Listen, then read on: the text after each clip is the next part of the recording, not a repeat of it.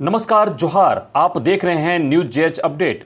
आइए जानते हैं झारखंड की आज की प्रमुख खबरें। पहली और बड़ी खबर किसानों को धान के बकाये पैसे के भुगतान को लेकर है। बता दें कि किसानों को जल्द धान का बकाया पैसा सरकार देगी। इसके लिए मुख्यमंत्री व विभागीय मंत्री की सहमति के बाद राज्य खाद्य निगम के विभिन्न मदों से 200 करोड़ रुपये की मंजूरी दे दी गई है। फिलहाल 200 करोड़ में से 158 करोड़ रुपये सारे जिलों को भेज दिया गया है। साथ ही निर्देश दिया गया है कि किसानों को धान का पैसा जल्द उपलब्ध कराया जाए। जिला प्रबंधकों से कहा गया है कि किसानों को राशि देने के बाद और कितनी राशि की जरूरत होगी इसका भी ब्यौरा भेजें। अब तक किसानों को धान के एवज में करीब 324 करोड़ रुपये का भुगतान किया जा चुका है। अब भी बड़ी राशि बकाया है। इस बार विभाग प्रयास कर रहा है कि किसानों को उनका पैसा समय पर मिल जाए। अगली बड़ी खबर, ई पास को लेकर सरकार ने दी बड़ी राहत, जारी की नई गाइडलाइन। बता दें कि आम लोगों की परेशानियों को देखते हुए सरकार ने ई पास के नियमों में संशोधन किया है और कई लोगों को इससे छूट दी है। अब अगर कोई वैक्सीन लगवाने टीका केंद्र जा रहे हैं तो उन्हें ई पास की दरकार नहीं होगी। इसके अलावा चिकित्सा उद्देश्यों, इससे संबंधित कार्यों जैसे चिकित्सीय जांच, शारीरिक जांच, मरीजों को हॉस्पिटल आने जाने और दवा लेने के लिए जाने वाले लोगों को इससे राहत दी गई है। इस श्रेणी को लोगों से ई पास नहीं मांगा जाएगा। मुख्यमंत्री हेमंत सोरेन ने जनहित से जुड़े कई योजनाओं को दी मंजूरी। बता दें कि उत्क्रमित उच्च विद्यालयों, अल्पसंख्यक स्कूलों के शिक्षकों एवं शिक्षकेतर कर्मियों के वेतन के लिए 700 करोड़ रुपये की मंजूरी दी। वहीं संस्कृत विद्यालयों और मदरसों के लिए 58 करोड़ से अधिक की मंजूरी दी। वहीं मुख्यमंत्री विशेष छात्रवृत्ति योजना के लिए 10 करोड़ रुपये की स्वीकृति दी गई है। वहीं राजकीय पॉलिटेक्निकों के विकास व वेतन के लिए भी 60 करोड़ की मंजूरी मुख्यमंत्री हेमंत सोरेन ने दी।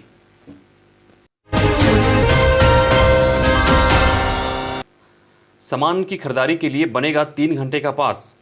सरकार की नई गाइडलाइन के अनुसार खरीदारी के लिए टाइम बाउंड पास की व्यवस्था की गई है।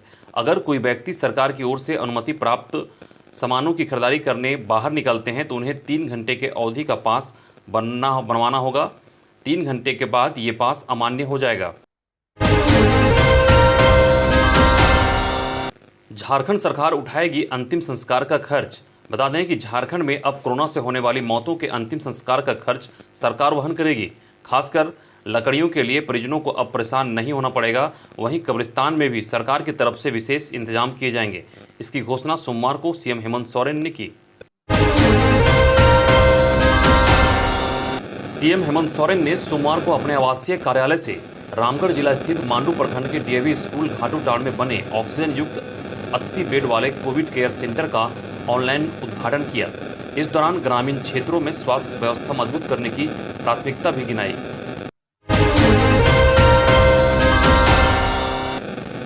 देश में लॉन्च हुई कोरोना के इलाज की दवा 2DG। स्वास्थ्य मंत्री डॉक्टर हर्षवर्धन और रक्षा मंत्री राजनाथ सिंह ने किया लॉन्च। बता दें कि 2DG यानी 2-डिऑक्सी ग्लूकोज वह दवा है जो कोरोना संक्रमित रोगियों के लिए रामबाण साबित हो सकती है। यह देश में पहली ऐसी दवा है जिसकी मदद से संक्रमितों का इलाज किया जाएगा। DRDO ने इस दवा को विकसित किया है। 2DG को लेकर वैज्ञानिकों का दावा है कि इसके प्रयोग से मरीजों में रिकवरी जल्दी होती है और उन्हें ऑक्सीजन की जरूरत भी कम पड़ती है। इस दवा को ड्रग्स कंट्रोलर ने कोविड रोगियों पर इमरजेंसी इस्तेमाल की अनुमति दे दी है। बिना वेरिफिकेशन के बन रहा है ई पास, लेकिन सफर में दस्तावेजों का साथ रखना होगा अनिवार्य, नहीं तो होगा केस दर्ज।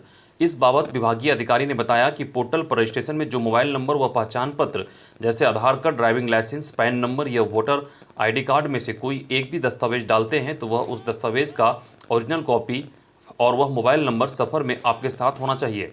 ऐसा नहीं होने पर केस का प्रावधान है। रांची में शहरी क्षेत्र के बाद ग्रामीण क्षेत्रों में कोरोना को काबू करने की तैयारी शुरू। उपायुक्त छवि रंजन ने पंचायत स्तर पर कोविड टास्क फोर्स बनाने का दिया निर्देश। एएनएम, सहिया और सहायिका मिलकर गांव-गांव में संक्रमितों का करेगी जांच।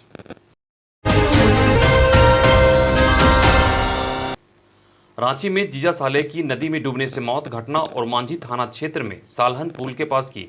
मृतक की पहचान 28 वर्षीय राजा अली, 18 वर्षीय एहतसाम अली और लड्डू अली के रूप में हुई। तीनों दोपहर में घर से नहाने के लिए नदी गए थे।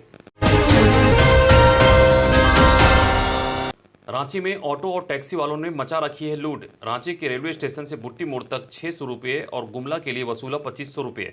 ज्ञात हो कि स्वास्थ्य सुरक्षा सप्ताह में प्राइवेट टैक्सी व ऑटो को छूट दी गई है। इसी का फायदा रांची रेलवे स्टेशन से चलने वाले ऑटो और टैक्सी चालकों ने उठाया। इन लोगों ने विभिन्न ट्रेनों से रांची आने वाले यात्रियों से 3 से 4 गुना ज्यादा किराया वसूल कर। लॉकडाउन के दौरान सख्ती के दूसरे दिन भी चली जोरदार चेकिंग अभियान। इस दौरान 327 लोगों ने तोड़ा लॉकडाउन, 2 को गिरफ्तार किया गया, वहीं 1,67,000 का जुर्माना भी वसूला गया। सीबीएसई 12वीं बोर्ड की परीक्षा नहीं होगी रद्द।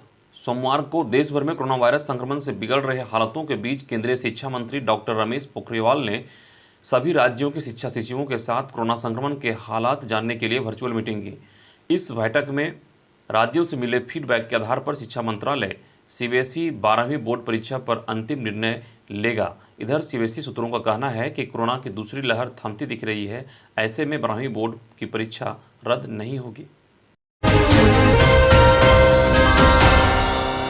कोरोना वैक्सीन का उत्पादन करने वालों को टोकन रेट पर जमीन देगी हेमंत सरकार। मुख्यमंत्री हेमंत सोरेन ने कहा कि राज्य में कोरोना वैक्सीन उत्पादन के लिए उद्योग स्थापित करने वाले कोई व्यक्ति या समूह को राज्य सरकार हर प्रकार से सहयोग करेगी। इस उद्योग के लिए टोकन रेट पर जमीन देने का काम राज्य सरकार करेगी। उन्होंने यह बात हजारीबाग सांसद जयंत सिन्हा की एक प्रस्ताव पर कही। ग्रीष्म अवकाश में भी विद्यार्थियों को ऑनलाइन पढ़ाने का निर्देश, जिससे सरकारी स्कूल के शिक्षक नाराज। दरअसल झारखंड शैक्षणिक अनुसंधान एवं प्रशिक्षण परिषद ने सभी जिला शिक्षा पदाधिकारियों एवं जिला शिक्षा अधीक्षक को निर्देश जारी कर कहा है कि झारखंड के सरकारी स्कूलों में पढ़ रहे बच्चों को गर्मी की छुट्टी नहीं मिलेगी। शिक्षक भी इसका उपयोग नहीं कर पाएंगे। ग्रीष्मावकाश में उनकी ऑनलाइन पढ़ाई जारी रहेगी। ज्ञात हो कि सरकारी स्कूलों में सोमवार से ही गर्मी की छुट्टी होने वाली थी। अब इस आदेश से उनमें असंतोष है। शिक्षक संघों ने इसका विरोध करते हुए निदेशक से पुनर्विचार करने की मांग की है। झारखंड में लगातार 9वें दिन नए संक्रमित मिलने से अधिक पुराने मरीज स्वस्थ हुए हैं। सोमवार को यहां 2,507 नए मरीज मिले, जबकि इससे दुगने से अधिक कुल 5,463 मरीज स्वस्थ हुए। राज्य में 24 घंटे के भीतर 60 कोरोना मरीजों ने तोड़ा दम, जिनमें 10 मरीज रांची के थे। सोमवार को कहां कितने मरीज मिले और कितने संक्रमित स्वस्थ हुए, आइए बताते हैं आपको। बोकारो से 137 संक्रमित मिले और 410 स्वस्थ हुए। चतरा से 20 संक्रमित और स्वस्थ नहीं हुए कुछ। देवघर से 76 संक्रमित मिले, 88 स्वस्थ हुए। धनबाद में 151 संक्रमित, 88 स्वस्थ। दुमका में 13 संक्रमित, 73 स्वस्थ। पूर्वी सिंहभूम में 392 संक्रमित, 629 स्वस्थ हुए। गढ़वा में 99 संक्रमित, 23 स्वस्थ। गिरिडीह में 85 संक्रमित, 224 स्वस्थ। गोड्डा में 32 संक्रमित, 126 स्वस्थ। गुमला में 182 संक्रमित, 159 स्वस्थ। हजारीबाग में 215 संक्रमित, 411 स्वस्थ हुए। जामताड़ा में 33 संक्रमित, 118 स्वस्थ हुए। खूंटी में 94 संक्रमित, वहीं 115 स्वस्थ हुए। कोडरमा में 73 संक्रमित, 133 स्वस्थ हुए। लातेहार में 55 संक्रमित, 167 स्वस्थ हुए। लोहरदगा में 41 संक्रमित पाए गए, वहीं 105 स्वस्थ हुए। पाकुड़ में 4 संक्रमित पाए गए, वहीं 42 स्वस्थ हुए। पलामू में 127 संक्रमित पाए गए, वहीं 197 स्वस्थ हुए। रामगढ़ में 119 संक्रमित पाए गए, 286 स्वस्थ हुए। वहीं रांची में 292 संक्रमित पाए गए और 1,617 स्वस्थ हुए। वहीं साहेबगंज में 21 संक्रमित पाए गए, 42 स्वस्थ हुए। सरायकेला में 52 संक्रमित पाए गए और 95 स्वस्थ हुए। सिमडेगा में 82 संक्रमित पाए गए और 109 स्वस्थ हुए। वहीं पश्चिमी सिंहभूम में 112 लोग संक्रमित हुए, वहीं 203 स्वस्थ होकर अपने घर लौटे। हजारीबाग के सड़क हादसे में एक युवक की मौत, वहीं उसकी पत्नी तारा देवी और 5 साल का बेटा गंभीर रूप से घायल हो गए। घटना हजारीबाग मार्ग बहिमर मोड़ और बांस जंगल के बीच का है। मृतक की पहचान चतरा जिले के राजपुर थाना क्षेत्र अंतर्गत ग्राम कादे के राहुल कुमार यादव के रूप में हुई। हादसा बाइक चला रहे युवक की झपकी आने की वजह से यह अनियंत्रित बाइक सड़क के किनारे पेड़ से टकरा गई और यह घटना घटी। गिरिडीह खुखरा थाना क्षेत्र अंतर्गत खेरपोका पंचायत में एक युवक हबीबुल अंसारी की गला रेतकर हत्या। रात में खाना खाने के बाद निकला था घर से बाहर, सुबह खेत में पड़ी मिली लाश, जांच में जुटी पुलिस।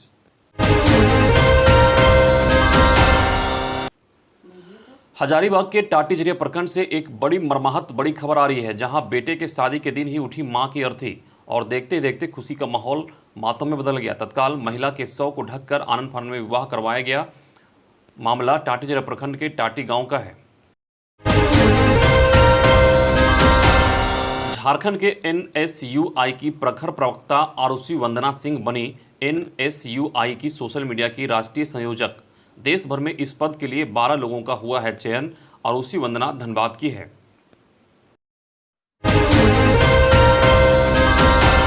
दोस्तों, झारखंड के समाचार को संकलन करने और बनाने में काफ़ी मेहनत करना पड़ता है, इसलिए आप खबर को लाइक करें, शेयर करें और कमेंट करना ना भूलें। साथ ही अगर आप हमारे फेसबुक पेज को देख रहे हैं तो हमारे फेसबुक पेज को फॉलो करना भी ना भूलें। धन्यवाद।